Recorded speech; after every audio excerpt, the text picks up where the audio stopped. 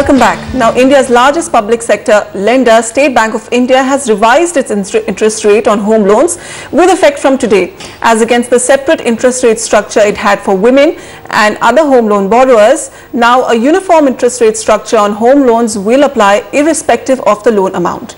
Now, for home loans up to 75 lakhs, the rate has been fixed at 10.10% per annum for all borrowers, women or otherwise. And for loans above 75 lakhs, the interest rate now stands at revised at 10.15% per annum.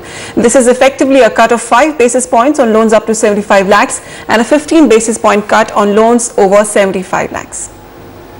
With this in the backdrop, let's also talk about how to smartly manage your home loan liability. Nobody feels like a true owner of the home until you pay off your home loan.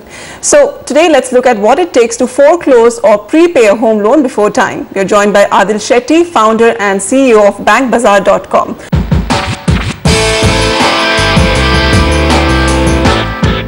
Adhil, welcome to the Property Show.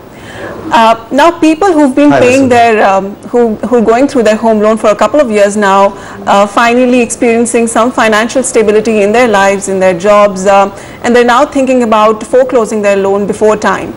For them, first of all, does it even make sense to think about prepaying a loan? What does it entail?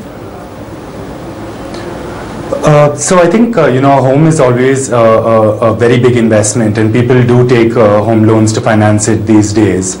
I think if one has access to cash, it's always an option to prepay your home loan. I think the important thing to check is whether the home loan has any prepayment fee on it. Now, in the last few years, the RBI has removed prepayment, but some of the older home loan agreements still have some prepayment clauses in it. So step number one, check to see if your home loan agreement has prepayment or not. And if you have access to liquid cash, do consider prepaying your home loan. So what would you say, Adhil, which is the smartest way to foreclose a loan? Do you start making partial prepayments, at various intervals? Do you increase your EMI amount? Do you reduce your loan tenure? Which should be the smartest route to foreclose your loan? I think if you're looking and you've decided that you want to foreclose your loan, right, the partial repayment method is probably the wisest. So, whenever you have access to excess cash, either because you've gotten a bonus or you've got a sign-on bonus or things like that, you can always consider doing a partial prepayment on the home loan. Alright, so we're talking about those who've actually made up their mind that they want to foreclose their loan. For those who are still in a dilemma, they've received a sudden surplus amount of funds, they're looking at whether should they invest in some kind of tax-saving investments or should they go ahead and foreclose. So if you compare the two, which is more, where are you in a more advantageous position? Where do you get better returns? So I think this is the I think this is the decision one needs to make, right? So you have access to a certain amount of funds. You know what your home loan interest payment is. So if you feel that you have a place where you can place this money, where you'll make a higher return, I think it's a decision people take. But I think it's a personal call one needs to take, taking into account what is the interest rate you're paying on your home loan, and is there somewhere else that you want to invest wherein you think you'll get better returns. Another thing is that when you do have a home loan running, you do gain the ATC tax benefit on it and the 24G. While if you prepay your home loan, right, you potentially won't avail of that tax benefit the next year. So I think all this needs to be taken into account, and then one takes the call. I think if one has decided that they want to prepay their home loan, then they can proceed with that process. I think one thing which is also important is when you do close out your home loan, what are the steps you then need to take? There's a checklist one needs to follow when you do close your home loan, and that is something we should also discuss for the viewers. Okay, Adhil, can you share that checklist with us? What are the essential do's and don'ts?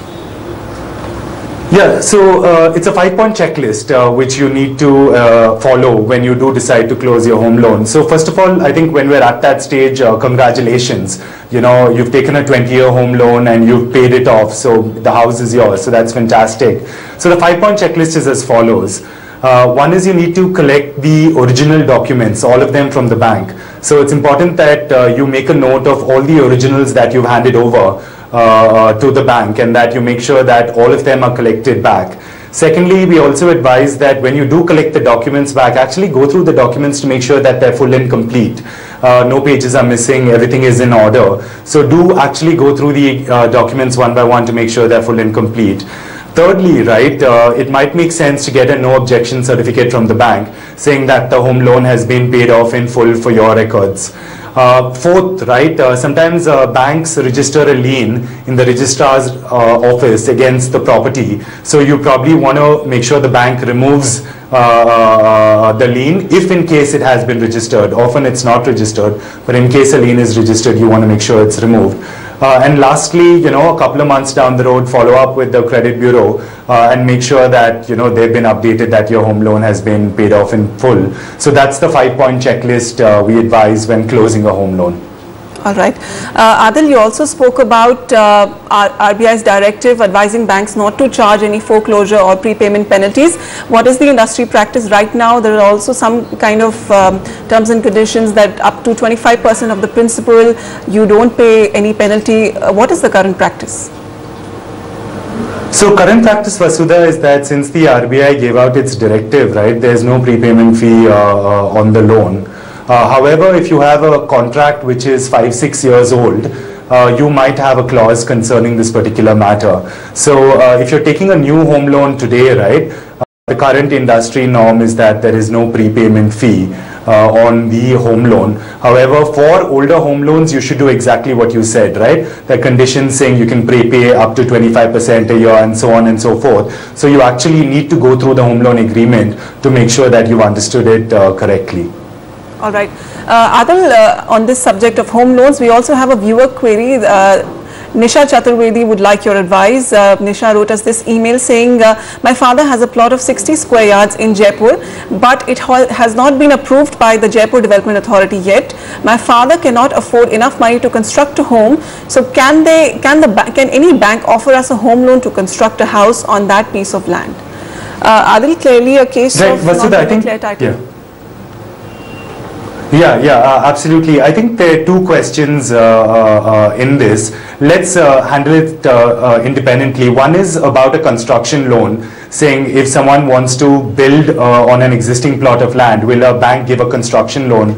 The second is if the land is not approved, right? So the quick answer to the second part of the question is if it's not approved, the bank will not fund it. Now, there are multiple reasons why the land could not be approved. It could be common panchayat land, it could be agricultural land. So I think what she needs to do is to check why the land is not approved, and then follow up with the development authority to see if she can get it approved. But if it's not approved, typically, right, no lender will finance it. However, the other question in terms of construction loan, right, that is something that banks do provide. So if you do own a plot of land and you want to construct your own house, you go in for what's called a construction loan. Typically, banks will fund 70 to 80% of the construction cost, subject to it being less than 80% LTV on the cost of the property, on the market value of the property. So if in case she does get the property approved, then she definitely can go in for a construction loan for about 70 to 80% of the construction cost. Okay, so Nisha, that's the advice there. If the land is not approved, you won't be getting any loan from a bank. You need to visit the local authority offices, the Patwari, figure out why that land does not have a clear title, what are the encumbrances on that land, and then go ahead with your property transaction. All right, Adhil, thank you so much for joining us today with those expert inputs.